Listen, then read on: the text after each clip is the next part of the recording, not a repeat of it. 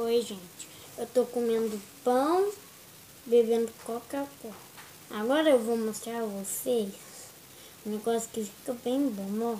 Eu preciso de um pão com manteiga. Tem que passar, que eu passo a manteiga de uma vez aqui. E um pouquinho de Coca-Cola.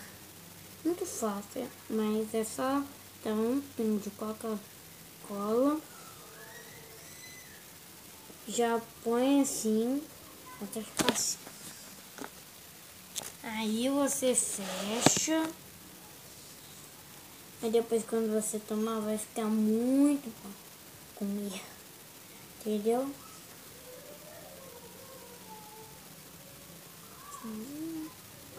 Muito bom.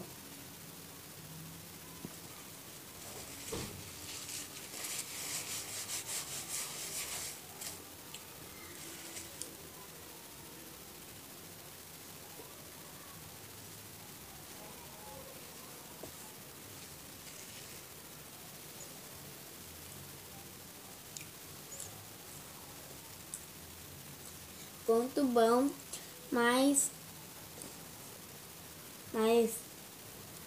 isso daqui não faz passar mal assim. Não, pode ser desse pão de forma, tem que ser do pão de forma. Passar a manteiga e pôr a coca.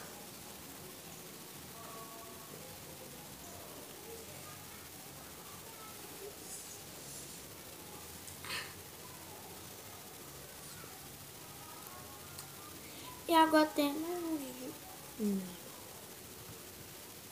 Tchau.